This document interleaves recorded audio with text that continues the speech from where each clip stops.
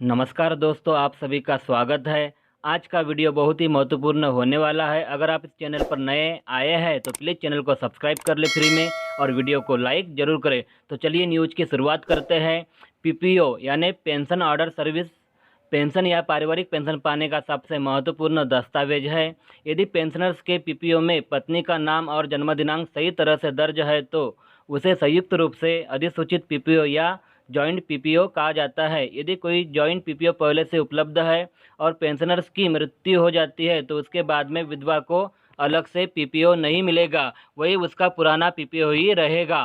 पारिवारिक पेंशन पाने के लिए विधवा को अपने नाम पर अधिसूचित पीपीओ या जॉइंट पीपीओ की आवश्यकता होती है। जब पति जीवित हो तो पत्नी को अलग से पीपीओ नहीं मिलता है, लेकिन पति की मृत्यु के बाद पारिवारिक पेंशन पाने के लिए अपने नाम का पीपीओ रिकॉर्ड ऑफिस में आवेदन करना पड़ता है।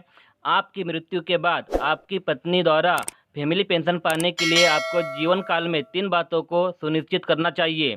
पहला, आपको आपके बैंक में जॉइंट खाता खोलना चाहिए।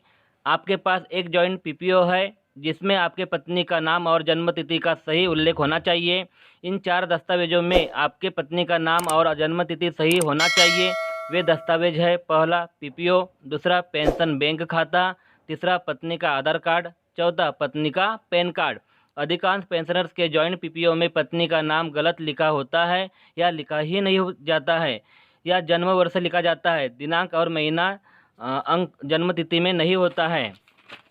इसीलिए समय पर सर्विस रिकॉर्ड में सही कर लेना चाहिए और शुद्धिकरण पत्र प्राप्त करना चाहिए। इसमें 2 साल तक का भी समय लग सकता है। यदि पेंशनर जॉइंट पीपीओ के लिए आवेदन करता है तो इसमें 6 महीने से 1 साल तक का समय लग सकता है और उस अवधि में पेंशनर्स को पेंशन मिलती रहेगी। पेंशनर्स की मृत्यु के बाद यदि जॉइंट पीपीओ नहीं है तो उनकी पेंशन बंद हो जाएगी। पेंशनर्स की मृत्यु के बाद विधवा अपने पीपीओ के लिए आवेदन करेगी, जिसमें कि उसे 6 महीने से 2 वर्ष की अवधि का समय लगेगा। इस समय के दौरान उसे कोई पेंशन नहीं मिलेगी। इस दौरान उसे कई वित्तीय समस्याओं का सामना करना पड़ सकता है। यदि पेंशनर्स और उसकी पत्नी का जॉइंट पीपीओ है तो पेंशनर्स की मृत्यु के दौरान बैंक विधवा के जॉइंट खाता में पेंशन जमा करेगा।